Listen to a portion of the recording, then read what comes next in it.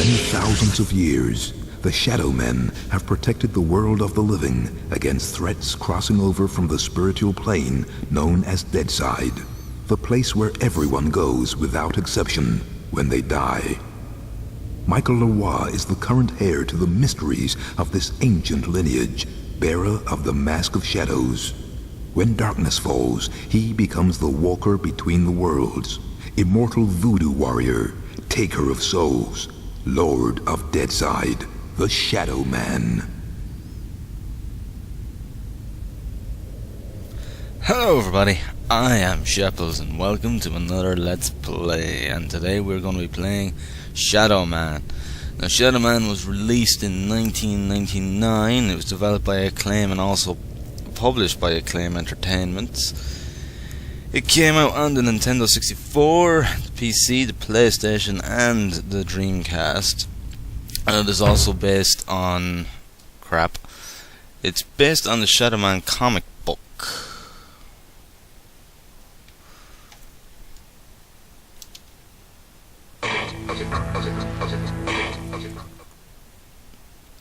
Sorry about that, it just cut out on me. I don't know if that picked it up or not. But yes, it was also based on the Shadow Man comic book series by Valiant Comics.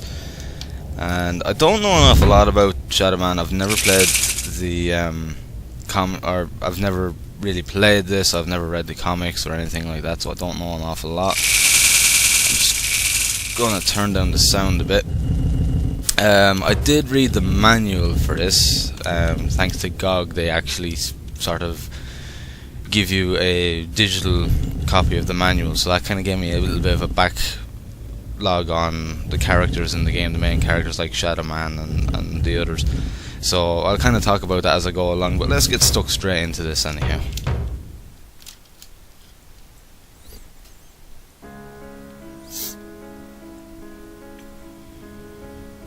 The 9th of November, 1888. By my deeds am I known, and I am known as Jack. Spring-heeled Jack, Jack the Ripper. By my deeds am I known, and they are truly bloody. I took them all to my heart. Mary Ann Nichols, Annie Chapman, Elizabeth Stride, Catherine Eddowes, Mary Kelly, and loved them, truly loved them all. But the immortal power I sought within the sordid confines of their bodies, the still beating organ of the soul, was not to be found. The ritual of the knife was to no avail.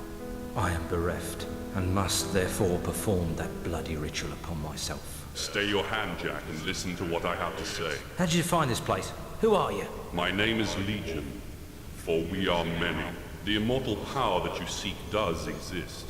It does indeed lie within the soul, but only within certain ones, certain dark souls. My God!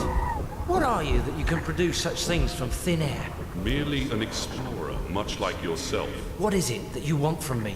You are an architect by trade, are you not? I am. Then I would have you build a cathedral to pain. A place where you and I and others like us may join together. A place of asylum for all of the unique and misunderstood individuals that will follow you as the time of Armageddon approaches. And at the heart of asylum, we shall construct a great dark engine powered by souls of equal hue, and we shall harness their power to create an immortal army to punish and cleanse this pathetic world. And where might I build this cathedral of yours? Across the veil, in the darkness, amongst the restless spirits of those who have passed beyond, in the place known as Deadside. Then, if I am to join you, I must die. It is prophecy. We cannot fail, for we are many. For we are many.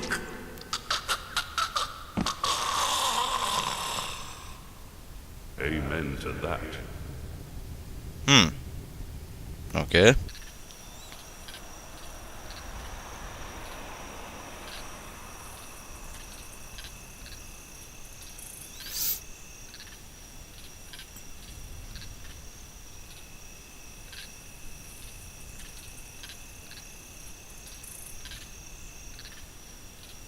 The end is sooner than you think. Come to mama, baby. Hey there, Space Cadet. Beautiful friend.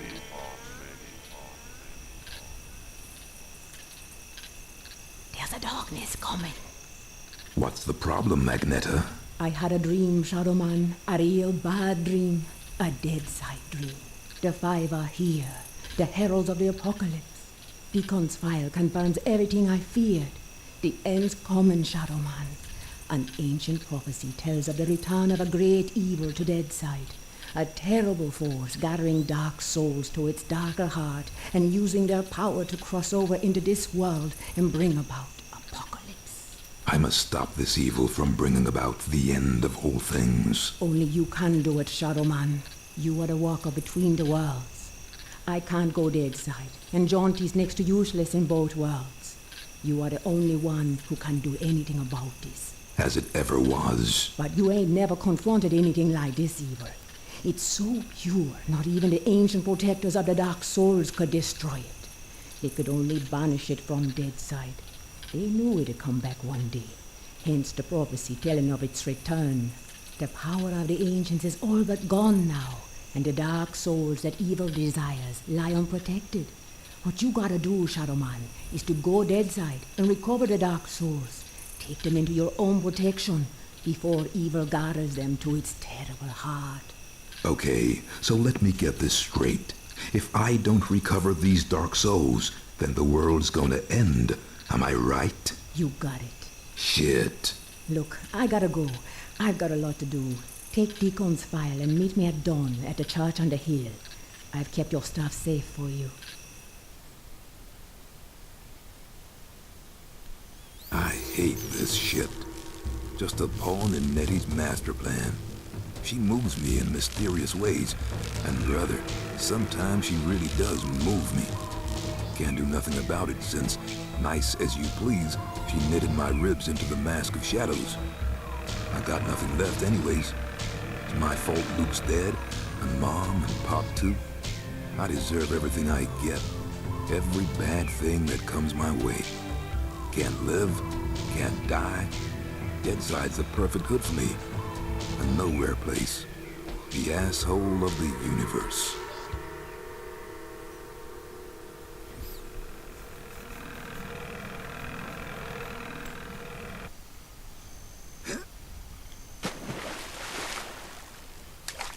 Now where the hell is that church? Alright, so finally we're getting into the game. Now I've had to reconfigure the controls a bit to suit me better, because they're generally the older controls, like the arrow keys and that, so I've just had to change it to WASD.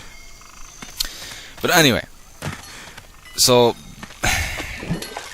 basically from the start we don't really know what the hell is going on, and I don't really know exactly either. But as I said, I've read the manual to the game, which basically gives me insight into the background of what Shadow Man is. And basically, Michael here, he is basically about 32 years old. He was a student in university. I think he was doing English literature. And he basically, instead of going and doing his studies and that, he gambled it away, all his funds away, he drank it all away, things like that. And he ended up having to get a job as a taxi. His family didn't know anything about it, and one day he got a passenger in his taxi, and the whole thing got shot to bits by a drive-by shooting, killing your man, and your man in the back ended up having a shitload of money on him, about 20-30 grand or something like that. Mike took the money and returned home, and he showered his family with presents, and his younger brother Luke needed an operation which he paid for as well. But then later on, the same thing happened again to him and his family, and it killed his entire family, nearly killing him and putting him into a coma. And then he woke up with amnesia. He couldn't remember anything, and of course this this gang then used this to their advantage and found him, and basically they made him an assassin. And that's when Agneta came into the scene, and she basically Made it. put the Mask of Shadows into him, causing him to become the Shadow Man. And basically with this mask she has full control of him. He can't do anything of his own will unless she states that he can.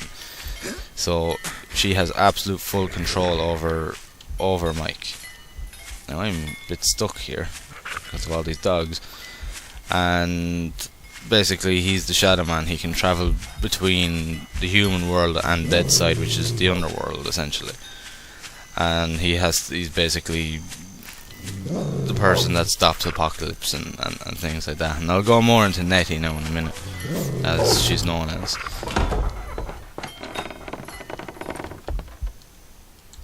Nettie? Hey there, Mike.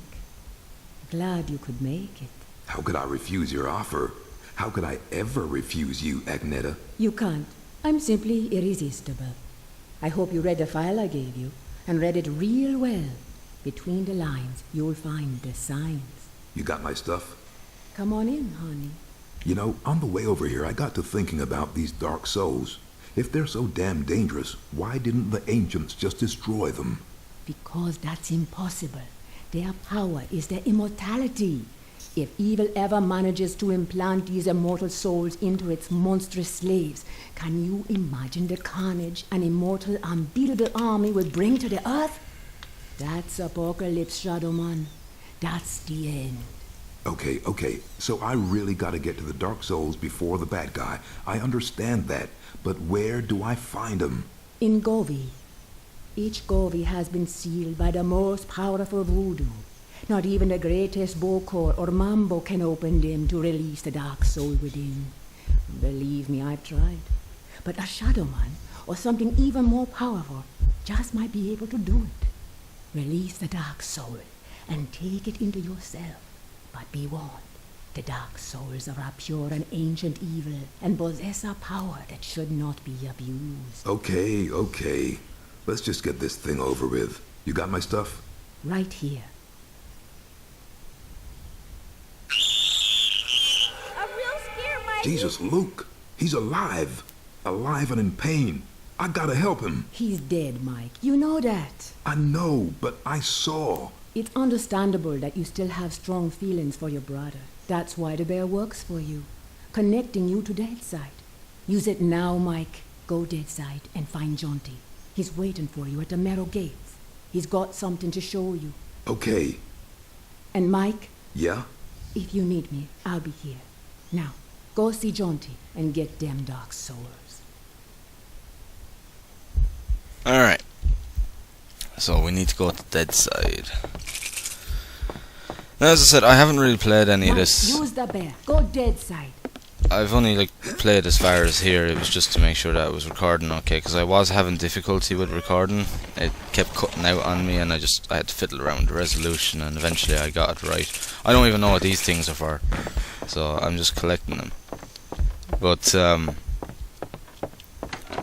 go more into the background now in a minute.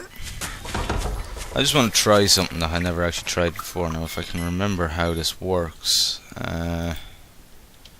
How do I... Oh crap, I can't remember how to do it now. Control, space, enter, no.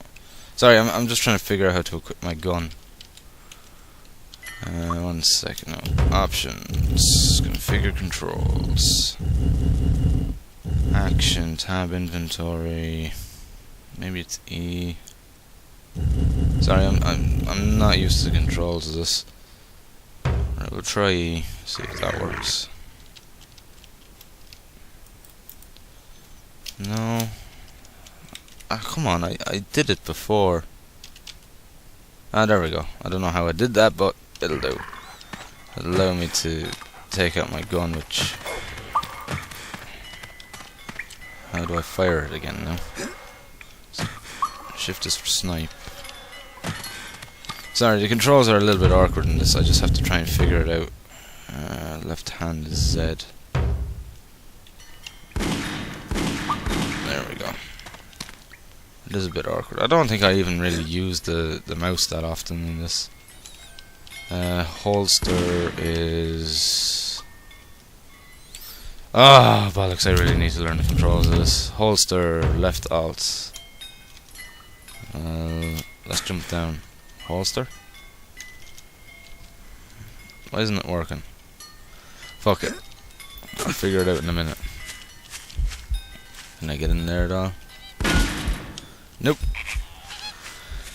But my time here. I should just use Luke's bed and go Deadside. there we go. I knew that there was something behind there. Got it. So we can shoot barrels and things. Okay. I find the controls very fiddly, but again, it's probably just I'm not used to it, because I'm used to. I'm not used to playing games like this at all. This is completely new to me, but it's something that I always kind of wanted to play back on PlayStation 1. It was something There must be something down here. Okay, I wasn't quite expecting that. I'm not sure if I'm liking this, but Got it. I'll go with it. Can I break them? No. Okay. But this is definitely a game that I've always wanted to play. I've kind of been very interested in it. It did have a sequel as well that was on the PlayStation 2 called Shadow Man Second Coming, and it was spelled 2COND. Does that bring? That's interesting. And why is E? Oh, I don't know. I don't get it. Right. Okay. I can't open them yet, obviously. So. I'm wasting my time here.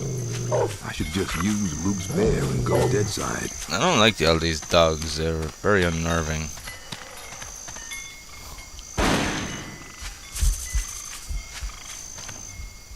The fact that they're around. Now, remember when we came across the first dog? It kind of snarled and growled, and it changed for a split second. That's the kind of power of Shadow Mans. You can see their true form. So really, they're not dogs. They're actually something else. Oh shit! Die, alligator, crocodile, whatever the fuck you are. I don't know, nor do I really care. I'm just getting the hell out of here.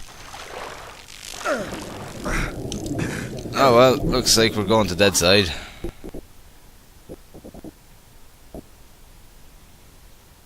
I am the Lord of Deadside, Shadowborn at the confluence of worlds to walk between. Lifeside is without the meaning that my partly living possesses here in Deadside, where the darkness is manifest at the edges of reason. As a god, I step forth upon the writhing, suppurating surface of the Deadside serpent. What sleep is here? What dreams there are in the unctuous coilings of the snake's mortal shuffling. Weapon in my hand, the arcing death blow at the end of all things. The horror, I embrace it. Right, so we're in Deadside. Okay. We got zombies. Now, I know you're probably wondering, what in the world is going on? Well, from what I've read in the manual, his gun works differently on Deadside, and basically what it does is instead of using solid bullets, it actually fires a type of soul at the enemies that rip apart the creatures. That's essentially what's happening here. But yeah, basically on living side, which is the normal world, if there's something from Deadside that kind of walks among them. He can get glimpses of them, like he did with the dog at the start as well. So you kind of get he's able to see these things as well. The manual was actually really good because for anyone that hasn't read the comic book, it gives them a good insight into what Shadow Man is and the kind of the background of the character. Now, in relation to Nettie or Agneta, she's actually like hundreds and hundreds of years old, and she keeps her youth and her powers through Shadow Man's powers. Michael, get your arse over here. That's jaunty. Hello there, Michael. How's that treating you? Jaunty, kindly refer to me as Shadow Man. Michael Leeroy has no place here in Deadside. Whatever, Mick, it's good to see you again. Seems like simply ages since I last set me eyes on your happy, smiling mug. The feeling's mutual. I suppose you've been away dallying with the old battle axe, giving her one with some of that righteous voodoo so she can stay forever young? Something like that. She's been filling your head with her fated pillow talk again, I'll bet. Doomsday in an army giddy until you're drunk with the stuff. She did happen to mention a certain prophetic dream she's been having. Did she now? Well, for once I think the owl witch might be right. See that bloody big black tower yonder? How could I miss it? Well, old Bruegel, the medieval painter blokey, was just telling me the other day that he thought it looked remarkably like a picture he once did. Is that Peter Bruegel? No, Seamus, his distant Irish cousin. Anyways, he was quite shocked, so he was, at the terrible mess that bloody thing's making. Appearing out of nowhere and tearing its way through the place like there's no tomorrow. Which, given what Nettie's saying, might not be too far from the truth. Any idea what's going on in there? Nope, and I shan't be knocking on the front door to find out neither. All I'll say is, if there's something wicked heading this way, it'll be coming from in there. Nettie mentioned the Dark Souls. Can you tell me any more about them? I'm afraid I'll have to reply in the negative again, Michael. Suffice it to say, Nettie's told me that they're bloody powerful, well nigh indestructible, and shouldn't fall into the wrong hands. Any idea where they might be? What am I, a Dark Soul travel guide now? I suppose you could try all of the ancient sacred places down amongst the whalers and shiverers. We just hope that none of them souls have ended up in that filthy big black tower. From what Nettie was saying, some of them already have, which is all the more reason for me to be pushing on. Open the gates, Jaunty. Places to go, people to see, eh, Michael? Just open the gates, Jaunty. Did I ever tell you about the time me and Attila the Hun were playing skittles with the guillotine heads of the French aristocracy? Jaunty. All right, keep your bloody hair on. Which, looking at your shining bonds, may prove to be rather difficult. Open sesame! And if you be wanting to pop by and chat a while, I'll still be here. It's just a shame we can't share a drop of the hard stuff together by a roaring peat fire. I don't drink with snakes. That is jaunty, which I'll explain a bit more in a minute. First, I want to have a look at this. Let's see. Wherever possible, includes background, criminal profiles, sightings, and prime suspect for each of the following: Lizard King, Repo Man, Video Nasty Killer, Home Improvement Killer, and Jack 2. This is basically the file of Deacon. Thomas Deacon, Private Investigator. Private Investigations. Yeah. Agneta, here's the information you requested regarding 5 serial killers referred to by yourself as the 5. My research has led me into areas I do not normally pursue. No demon spore Osmodeus, as far as I can see. My sources tell me that each report is as current as it can be, especially the reports of Batrachian, Cruz, and Pike. The Batrachian report is particularly up to date, with a news item included that is only a week old. When studying the information of particular note is the inclusion of symbols and poems at the crime scenes, along with the phrase "for we are many," taken I believe from the Bible, Mark chapter 5 verse 9, which is actually true.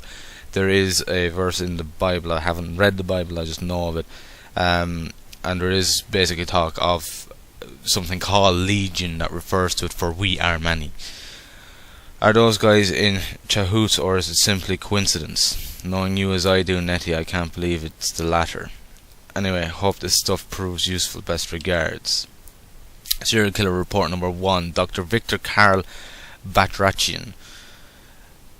Aliases: Dr. Arthur Falkus, Dr. Gunther Schadaden, Dr. Wilhelm Karsch, and Dr. Gerhard Muller. Date of birth: April 8, 1961. Male, 6'2", 198 pounds. Place of birth: Geneva, Switzerland. Hair ash brown, eyes grey, race white. Scars and marks: small scar on left temple. Background: born Geneva, Switzerland, the son of a wealthy Swiss banker, a brilliant student. Batrachian, I'm useless with names. Graduated from Cambridge University in 1985 with a PhD in forensic psychiatry. Doctor thesis defined ASPD, the psychopathology of antisocial personal disorder. Batrachian spent the following 4 years at the London Medical School training to become a general practitioner. Was expelled from the school without completing the course. Exact details unavailable. Emigrated to the US in early 1991 using forged certificates to gain green card. Established medical practice in Boston in 1993 using the name Dr. Arthur Falkus in partnership with Dr. Sean McRose. McRose was found dead in suspicious circumstances in 1994. Dr. Falkus has subsequently disappeared with several $1,000s of the practice's money. This is all to build up on what's exactly going on, so please bear with me. But Batrachian resurfaced 6 months later as Dr. Gunther Schadaden with a new medical practice in South Bend, Ohio. Was indicated on 5 accounts of murder following the discovery of an insurance fraud involving 5 of his patients, all wealthy widows who had willed him their entire fortunes and were subsequently found dead of natural causes. Batrachian, as their doctor, had signed all 5 death certificates. Captured by state police as he was about to cross the state line into Indiana, Batrachian absconded from the Butler County Sheriff's Office after killing 2 deputies and wounded a third. At this point, December 1995, Batrachian appeared on the FBI's most wanted list. In December 1995, a handwritten letter was an Abilene postmark arrived at the offices of the Dallas Morning News. See attachment 1. In it, the writer intimated somewhat obscurely that they intended to commit several blood sacrifices. The writer of the letter has since been identified as Batrachian. In January 1996, the corpse of a young man never satisfactorily identified was discovered in a derelict boathouse on the shores of Lake Fort Phantom Hill, Texas. Forensic examination showed that the head of the corpse had been literally exploded as though from some great and unnatural internal pressure. A strange symbol, figure 1, has been branded on the left side of the victim's chest. Over the next year and a half, 12 more murders followed, all with the same modus operandi. Exploded head and the left side of the chest branded with symbol. FBI agents captured Batrachian in August 1997. He was subsequently convicted on 15 counts of first-degree murder and sentenced to die in the electric chair. He is currently on death row at Garland County Penitentiary, awaiting the result of his second appeal and achieving a certain notoriety in artistic circles with what he calls his asylum installations, figure 2. Indeed, London's Golgotha Art Gallery recently bought one of his Sheshemata paintings for several $1,000s. So that must be the symbol that he's been putting in. Letter to Dallas Morning News, handwriting identified as belonging to Victor Batrachian. Dear sir, I've brought his kingdom to earth, and the bloody cleansing is nigh. Indeed, it is well overdue. I am the leader of the 5, the watchers of the gate of souls. We shall make the way for the coming of his glorious army. And as a fanfare, I think it is, we demand several sacrifices, blood sacrifices for his pleasure. So beware then that the road to your Golgotha shall be slippery with your blood, for we are many. I remain as ever disrespectfully yours, the Lizard King. I can't read that. I don't think so. News story from the front page of the article. I'm going to try my best. Mass killer Dr. Victor Batrachian is the mastermind behind the 3-day-old siege at penitentiary. Veteran who has been on death row for the past 2 years, convicted in 1997 for the murder of 15 people, has become something of a celebrity in something circles with his painting and his asylum installations. Details are sketchy, but it appears the last Thursday evening Batranian was momentarily left alone in the prison's art studio. When the guards returned, he was nowhere to be found. After killing 4 guards and Britain managed to override the security systems in the maximum security wing, releasing over 300 prisoners from their cells. The condition of the 25 hostages taken by the prisoners is unknown. Penitentiary is currently surrounded by 150 National Guardsmen, and several elite SWAT teams are on standby, but as yet they have been giving the order to go in. Have not been given the order to go in. A poem found at the crime scene, clutched in the hand of the victim. The Lizard King shall lead the 5. From out of the southern Gaul shall cut his bloody width. True hate shall find a way. In him the darkness stands revealed. His eyes are as wide as dead man's gaze, as cold as the light from a dying star. For we are many. Oh my God, there's a lot here.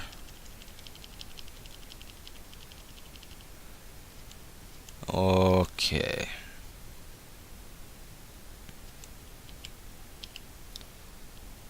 For we are many. Okay. This is the next one. I think what I'm going to do is I'm going to end it here for this part. But what I'm going to do is I'm going to continue reading out the rest of that. So if you want to listen and or read for yourself, please do. But otherwise, I'm going to end this video here, and I'm going to basically continue on straight from here. So I'm going to say, over here with you. shut up, Jonty. So I'm going to say thank you very much for watching, guys. I hope you've enjoyed the video, and as always, I will see you in the next one. Thank you, and have fun. And as I said, I'm going to continue reading from here to the end of this, and if you want to watch it, by all means do, and listen, by all means do. Over here, Michael. Otherwise, please head on over to the next video where I'll be continuing on with the actual game. So here we go. Oh boy. Serial killer report number 2. Marco Roberto Cruz, alias is Roberto Cirilla, Brian Juliet, Jesus Moretta, Max Clayton, Solomon Solly Fripp. March 13, 1968, dark brown, male, light brown eyes, 5'10", white, weighs 168 pounds, scars and marks heavily tattooed on upper body, scar on left cheek, words lover boy tattooed on knuckles of both hands. Birthplace Boulder City, Nevada. From February to November 1996, Marco Roberto Cruz kidnapped and murdered 10 people, preying on couples mainly in and around Death Valley and the Mojave Desert, following the symbol that was found nearby each victim. The following poem was also found near each of the victims. For in the western deserts he finds a form. He is the child within the mouth of blood, the bleakness before the beginning of time.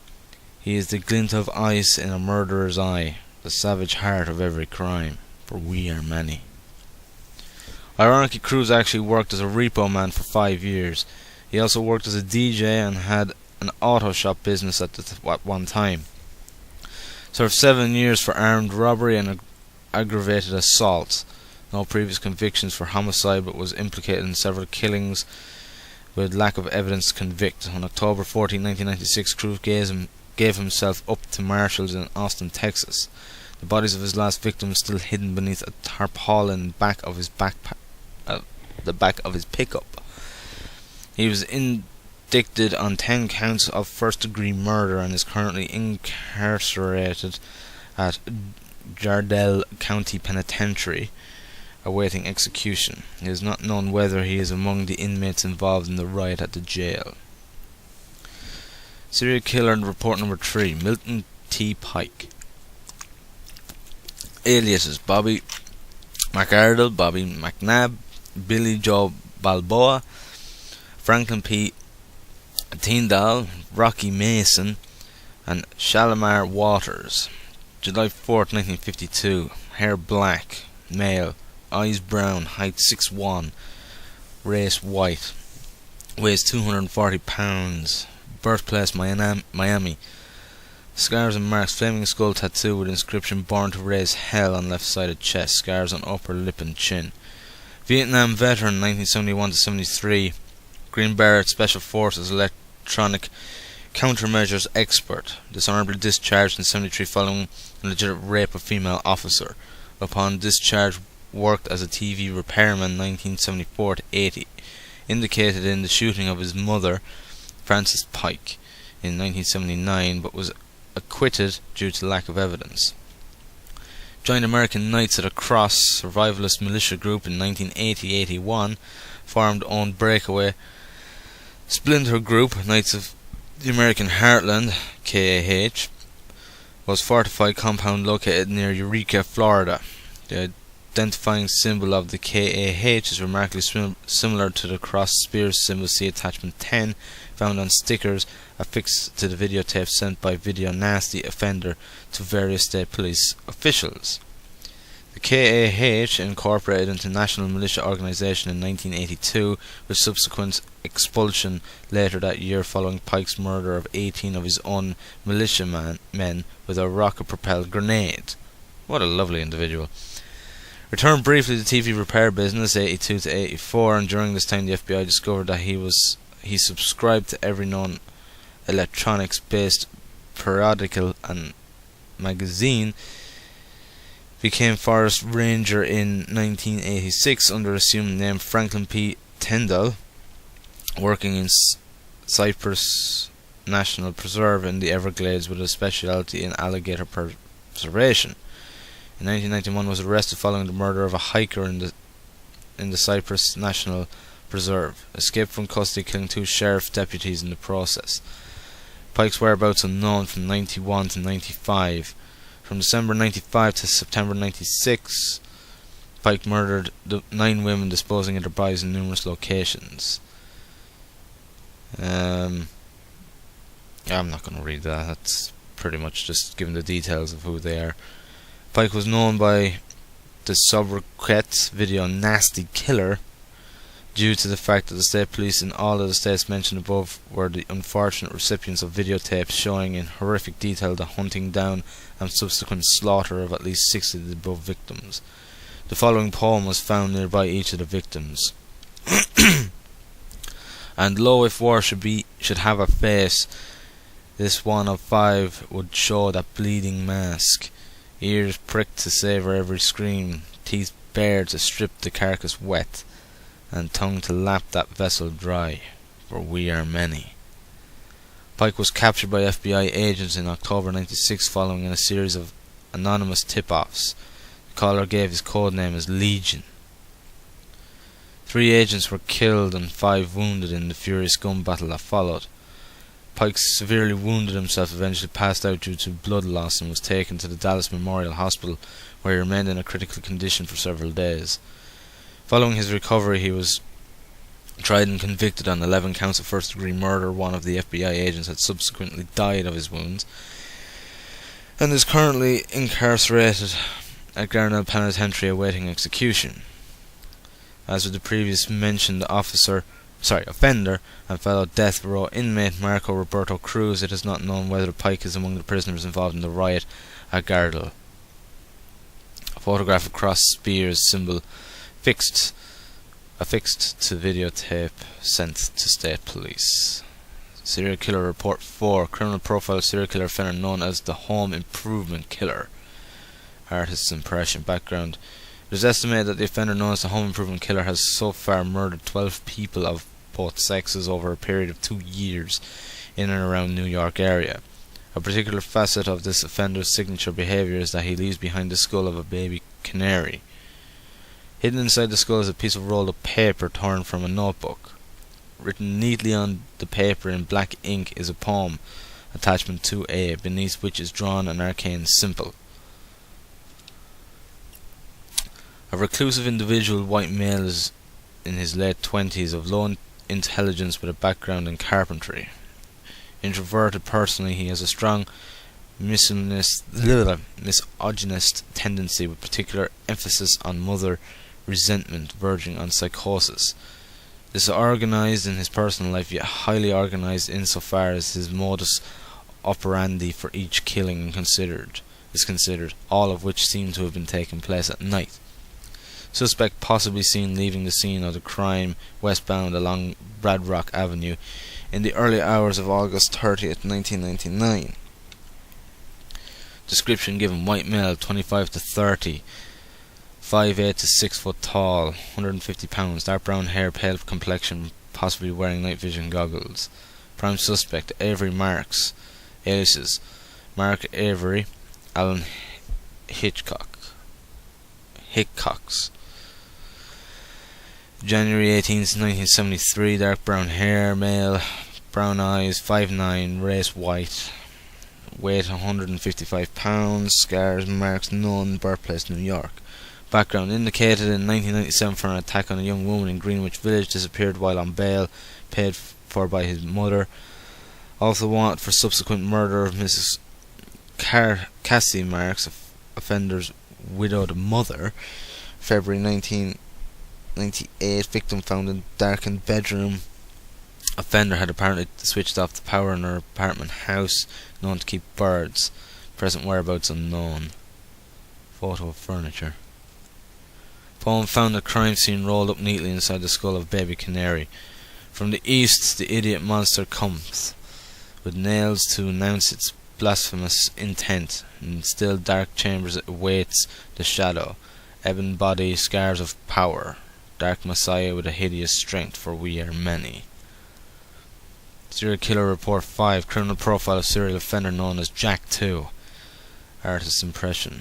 This offender, known as Jack 2 for reasons that will become evident later in this report, preys solely on women, striking late at night in the early hours of the morning on or near London Underground stations in the eastern end of London.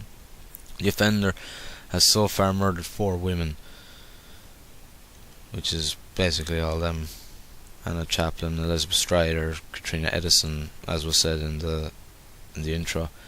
When compared against the 5 murders perpetrated in London between August 31st and November 9th, 1888, by the offender known as Jack the Ripper, we can see some striking similarities. Again, more details. Excuse me. As can be seen when comparing the above lists, all the victims have very similar names to the original victims, and the recent locations were looked at on the map of London are very close to the 1888 murder sites. There are further similarities in that the recent murders by Jack 2 have almost identical MOs to the 1888 killings. The frenzy of each attack seems to indicate a highly disturbed individual who is sexually and socially inadequate, with extreme misogynist tendencies, channeling his anger against women. Post-mortem mutilation shows no medical knowledge. Offender is an introverted loner who will pass unnoticed through his chosen killing grounds. As such, would definitely return to the scenes of the crime. Sightings. The similarities between this case and the one in 1888 extend to the appearance of the 2 offenders. Compare the artist's impression of the offender at the beginning of this report based on the description offered by a witness who saw Anna Chaplin, a known prostitute, talking to a man outside Shoreditch Station on the night of September 8, with that of the man in figure 2, a contemporary impression of Jack the Ripper. Prime suspect. Scotland Yard has no prime suspects at present. Attachment. Discovered scrawled in white chalk on a wall near Whitechapel Station on the morning following the murder of Marie Nicholas. The watchers at the gate of souls shall make the way. The 5 are red in tooth and claw. The head, the heart, the hand, the teeth, the eyes, all combine to create the 5, for we are many. Discovered scrawled in white chalk on a wall near Shoreditch Station on the morning following the murder of Anna Chaplin. The knife shall carve its bloody ritual, a sanguinary return to the darker place. Flesh running cold with the shedding of tears, to shred, to cut, to slice, to gnaw, the weeping wound and its glooming soul, for we are many.